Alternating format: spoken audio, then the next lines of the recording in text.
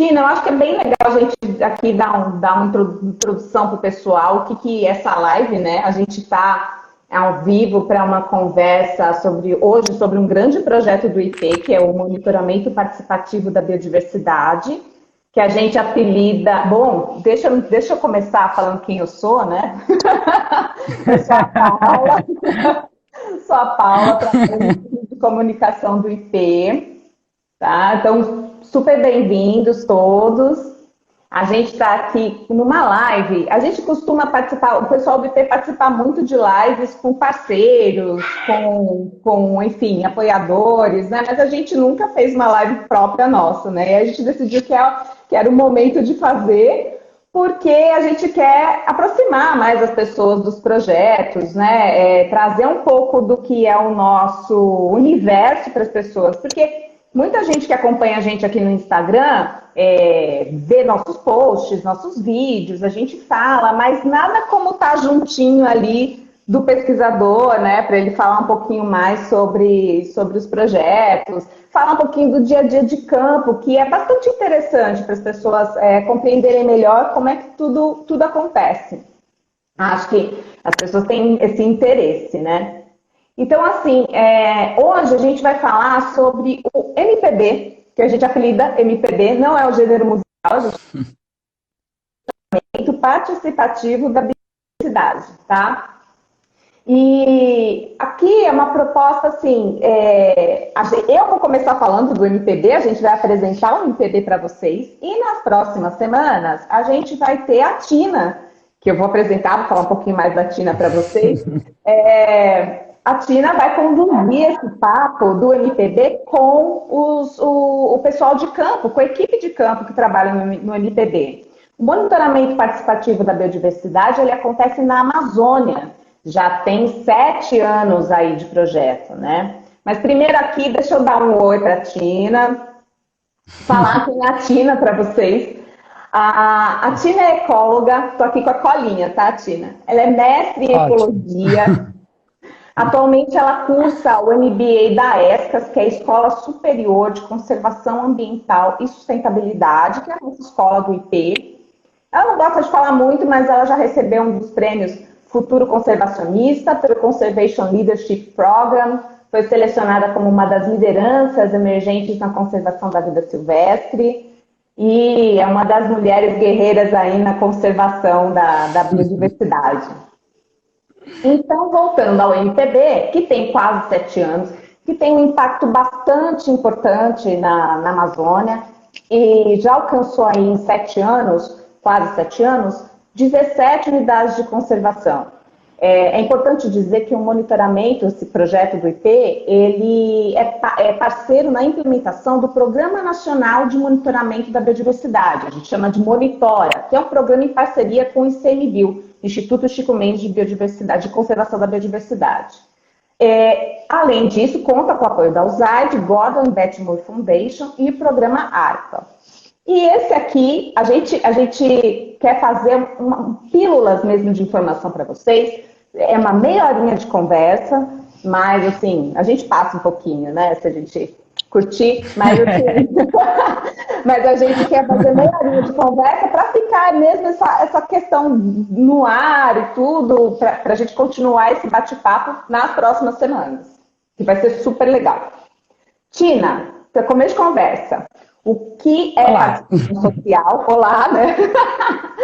O que é participação social? O que o IP entende por participação social e qual que é a importância de participação social justamente na Amazônia? Tá. Participação social é você envolver as pessoas, a sociedade, em processos decisórios, né? Vai ter a participação social na tomada de decisão, e você envolver... Tomamos uma decisão com participação social, então você envolveu a sociedade, desde a discussão inicial até redação de documentos e as tomadas de decisões. Então a participação social é o envolvimento da população, da sociedade em decisões e no processo também, não só na decisão também final. Para a conservação, ele vai além da conservação, né? Você pode ter participação social em tudo, né?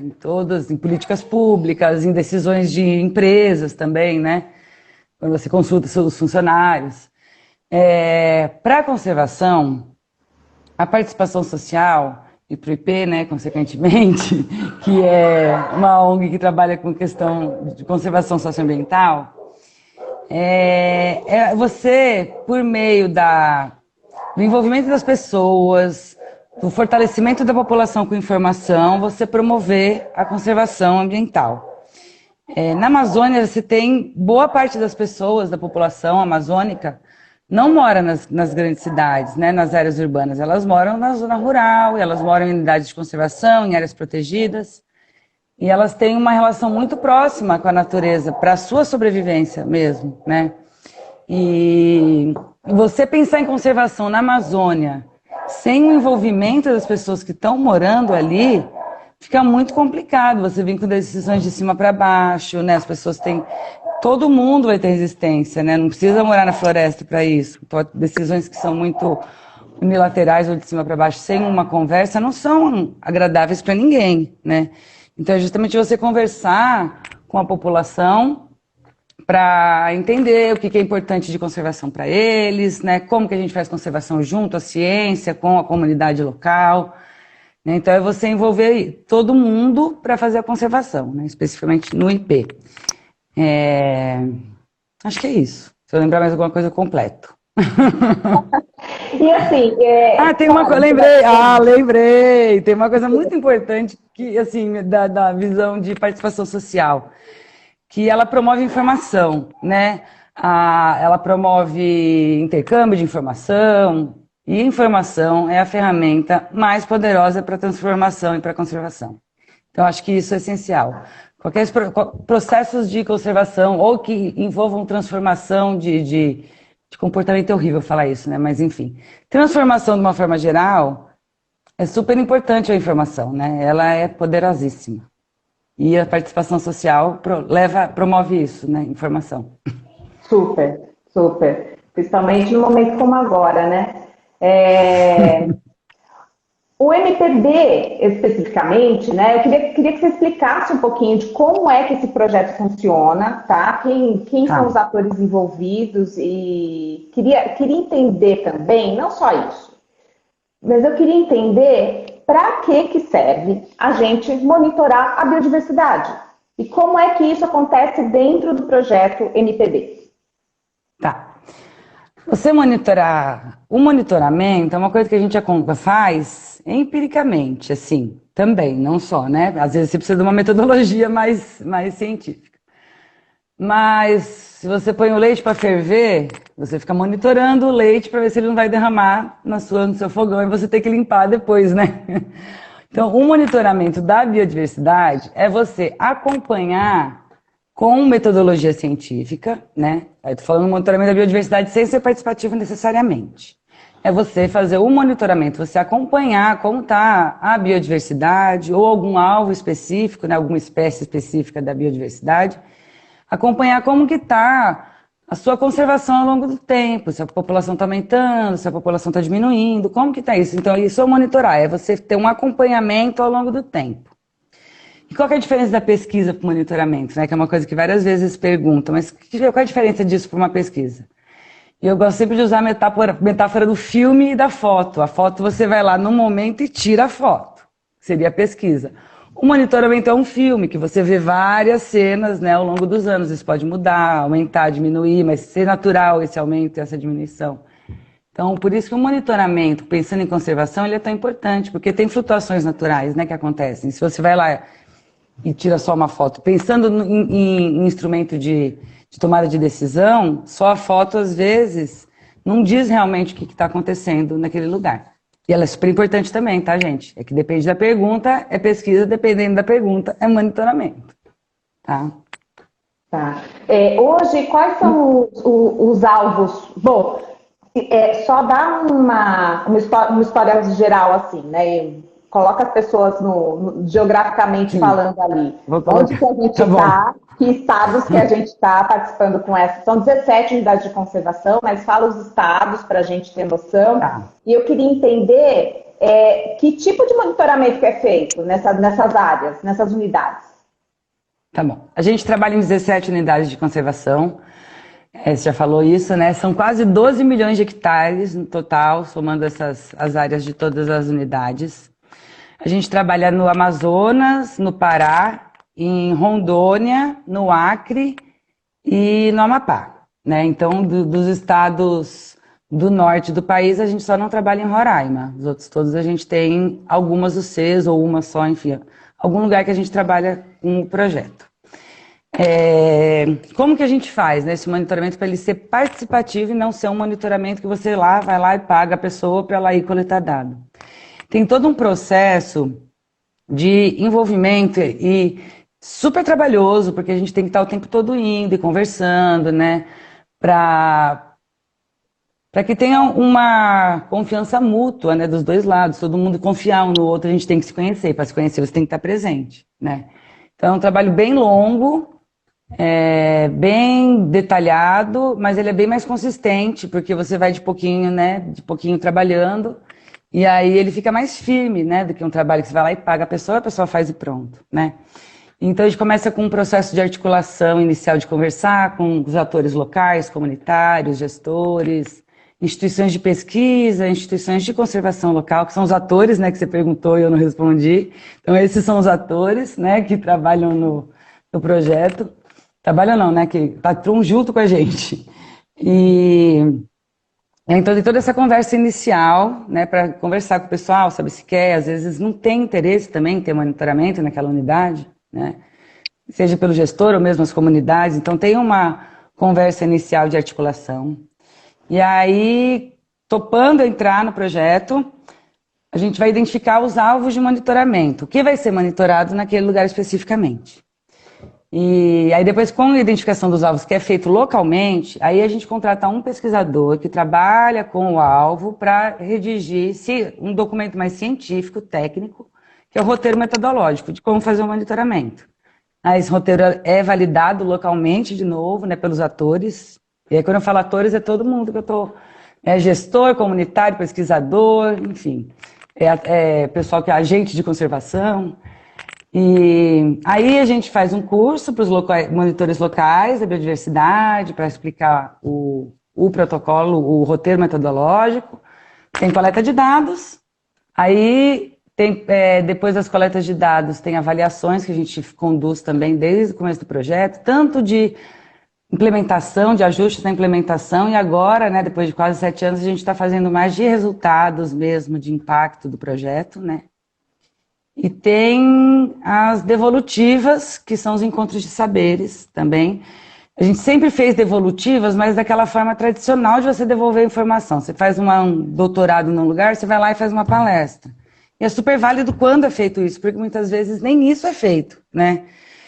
Mas a gente percebeu que a informação gerada não estava sendo realmente agarrada pela comunidade ou mesmo pelos gestores para aplicação direta na conservação. E aí a gente começou a pensar um novo modelo, um modelo diferente dessas devolutivas, que a gente chegou nos encontros de saberes, que é um intercâmbio mesmo de informação. A gente vai todo mundo para lá, equipe do projeto, gestores do ICMBio, pesquisadores do ICMBio, pesquisadores locais, comunitários, agentes de governo municipal, discutir ciência, né? E é muito legal mesmo os encontros de saberes, porque é um intercâmbio, né? Um burburinho de conhecimentos que estão sendo discutidos junto, discutir resultados, discutir ciência, conservação com vários atores diferentes.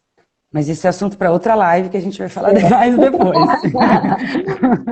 Mas aí, com essa discussão, você, né, chega a uma aplicação da informação na gestão mais diretamente e principalmente no manejo de recursos que a comunidade utiliza. Então, assim, essa é a nossa passo a passo. É sempre igual em todos os lugares? Não, né?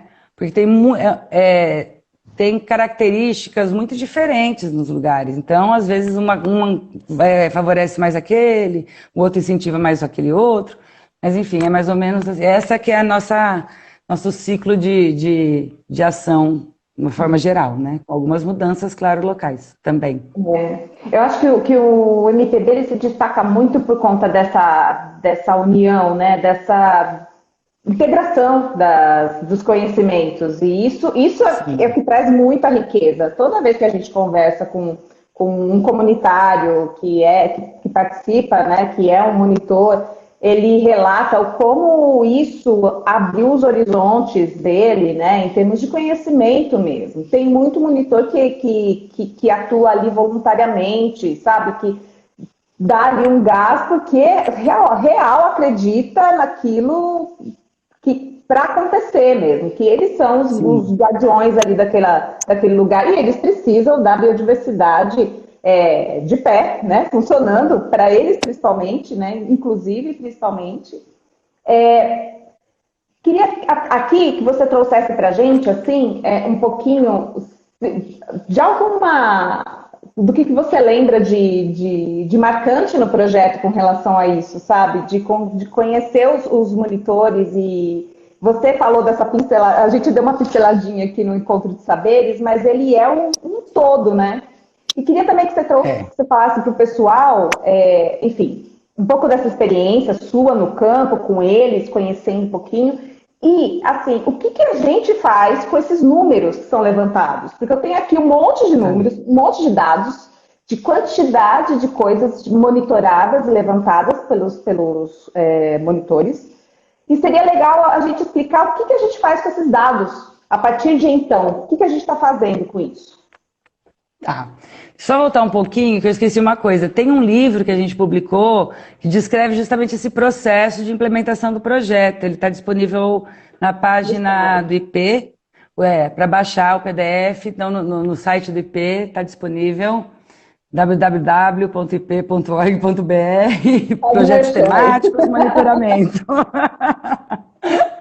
E aí pode baixar o livro de graça, E como a gente aplica essa informação?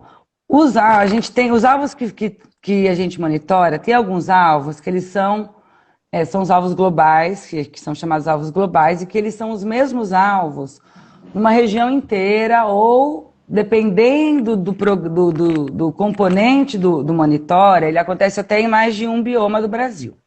Esses alvos, eles têm, o objetivo deles é ter uma resposta ampla da conservação, né, para ver como que está a implementação das UCs, porque você compara os UCs do Brasil inteiro, você pode ver questões de mudanças climáticas pelo monitoramento de plantas, né, então são respostas maiores, né, e a gente monitora mamíferos e aves, borboletas frugívoras e plantas lenhosas, e automonitoramento de pesca. O automonitoramento de pesca é só na Amazônia que a gente apoia, né?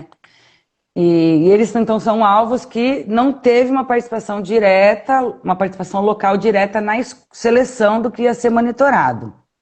E tem os alvos complementares. Esses, sim, tem todo esse processo de identificação. E que eles respondem a questões locais, né? Muitas delas voltadas para a geração de renda, né? E para cadeias de valor também.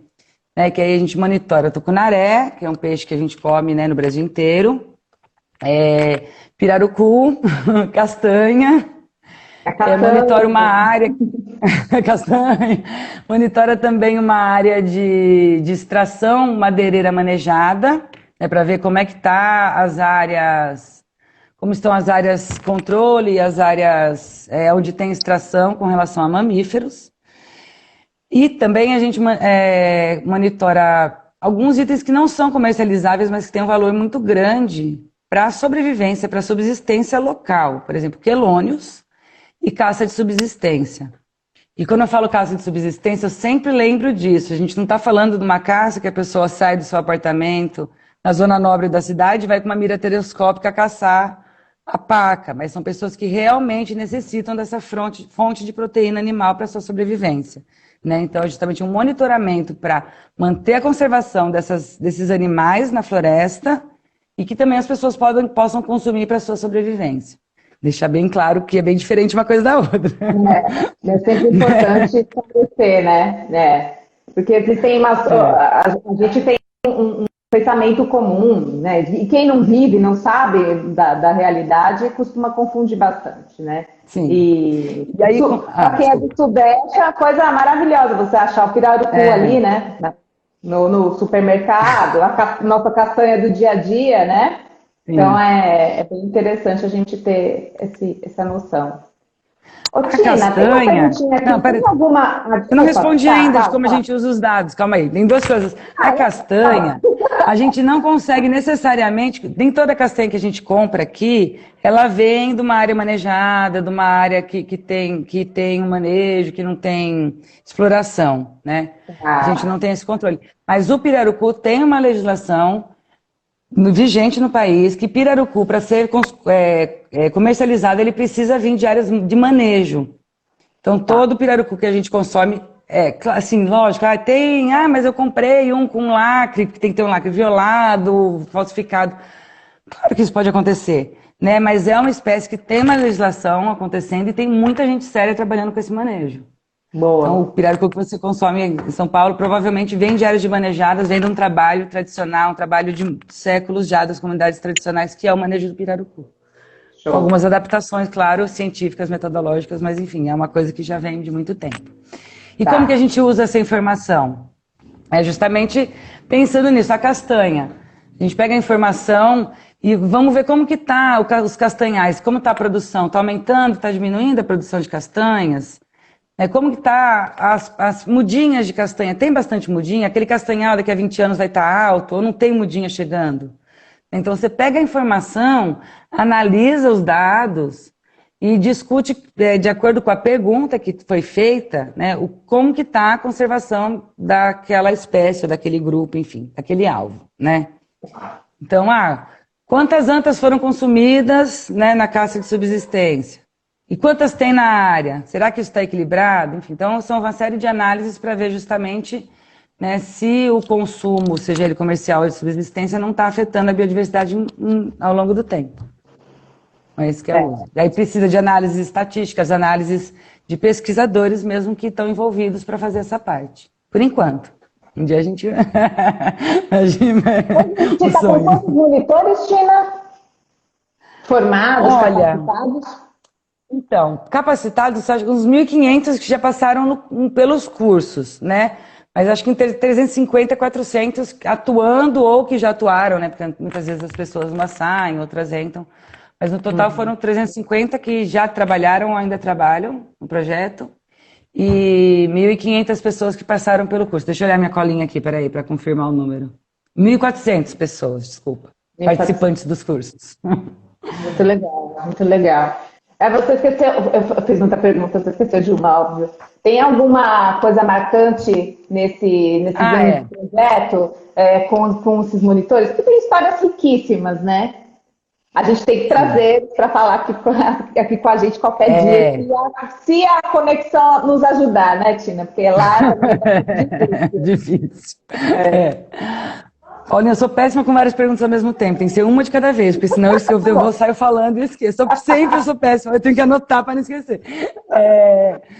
Então, tem vários relatos interessantes, assim, tanto para a questão da conservação, como coisas pessoais, assim. E não só dos comunitários, de pesquisadores também. Isso que é muito legal. Porque, né, os que os comunitários falam, não, pesquisadores falaram, uau, que máximo. Mas assim, por exemplo, o pessoal na castanha, quando eles vão fazer a coleta, eles dão uma limpada ali, né, perto das árvores, por causa de bicho, cobra, aranha, escorpião, enfim. E aí eles dão uma limpadinha, né, com o facão ali por onde eles estão trabalhando. E eles saíram limpando tudo. E aí agora, depois do curso, eles reconhecem as mudinhas, né, as plântulas das castanheiras, e agora eles não cortam, eles selecionam. E eles não cortam mais as mudinhas de castanheira por onde eles passam. Inclusive, muitas vezes eles fazem proteção, colocam madeirinha em volta, para manter as mudinhas da castanheira crescerem. E tem relato assim de monitor falar que quando falaram que ele ia monitorar borboleta, ele falou, mas isso é coisa de boiola. E ele rompeu questões de preconceito que ele tinha com o monitoramento, de falar, não, tem nada a ver, que besta. E ele mesmo fala, que bobo que eu fui de achar isso. Então tem várias, assim, uma gama enorme e variável de relatos que a gente pode ficar horas aqui, mas teria que resgatar mais deles. E teve uma pesquisadora também, um encontro de saberes, que no final ela falou, nossa, eu estava meio cansada, sem muita ideia para as pesquisas, mas eu estou saindo daqui com a cabeça borbulhando, com muita coisa que eu estou querendo avaliar agora, né, das discussões que foram realizados no Encontro de Saberes. Muito bom. Peraí, deixa eu só conectar aqui. Ah, meus filhos estão falando aqui no junto comigo. Normal. Não, e eu queria falar também, porque a gente coletou algumas dessas falas, né, dos monitores de atividades do que a gente lançou agora. Então, quem quiser saber um pouquinho mais também, ip.org.br/RA 2019, que fala do monitoramento no ano passado e os dados consolidados. É bem bacana de acessar lá também. Tina, agora sim, a gente está acabando com a nossa meia horinha. Eu queria que rápido, né? trouxesse... é muito rápido. Dá para ficar muito rápido. Né? Vamos rever esse negócio. Acho que vai ter que ser.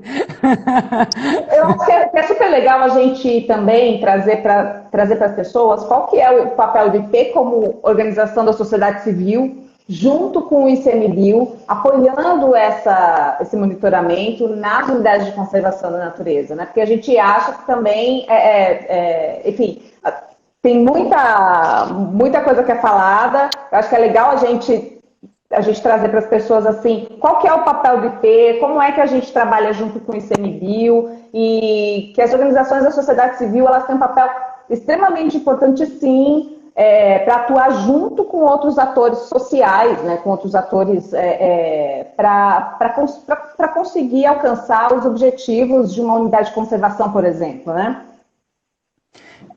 Sim, bastante, porque os órgãos ambientais, de uma forma geral, não só o ICMBio, né, que é federal, mas se a gente pensar nos estados, ainda mais nos municípios, né, não tem uma estrutura financeira de pessoal e muitas vezes nem estrutura física para a responsabilidade que tem para a carga de unidades de conservação ou de áreas que precisam ser, que eles fazem a gestão, que eles fazem na administração. Tem unidade de conservação na Amazônia com 12 milhões de hectares, mais de 2 milhões de hectares e 2 analistas ambientais. Como que sozinhas essas pessoas podem fazer fiscalização, pesquisa, monitoramento e tudo junto, né? Então aí vem a importância da sociedade civil justamente de apoiar as políticas públicas e não levar pautas próprias, não é isso, né? O IP foi convidado pelo ICMBio em 2013 para apoiar a implementação do Programa Nacional de Monitoramento da Biodiversidade, que é o Monitora.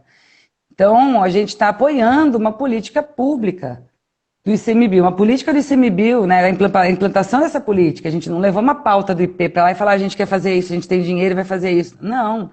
Isso também pode acontecer, não tem problema, né? Mas a grande maioria discute junto com os órgãos o que é importante, o que é prioritário, o que a gente pode fazer junto, como a gente se ajuda, né?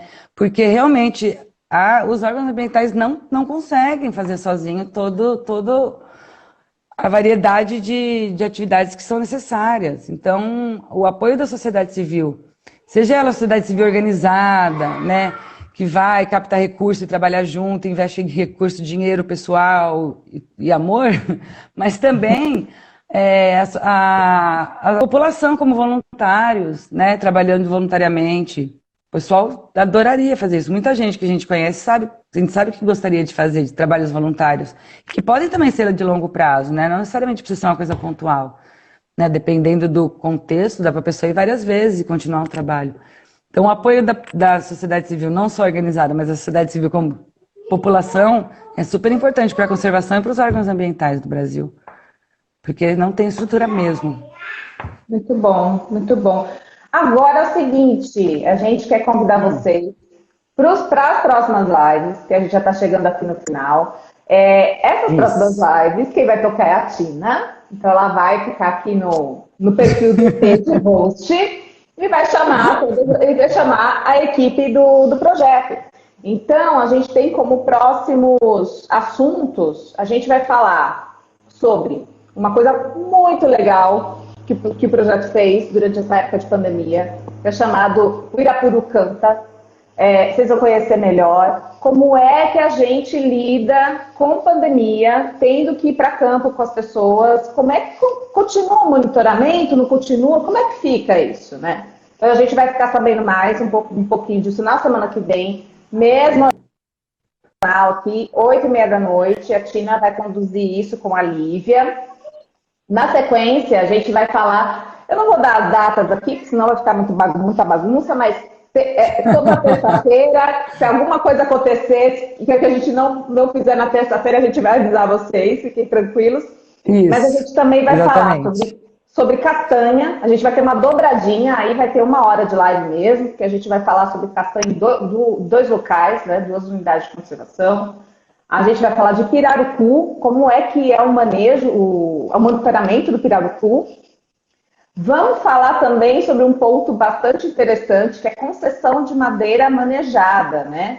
De madeireira, né? Através do corte manejado de madeira, que também às vezes é um tabu para quem não conhece muito como é que isso é realizado.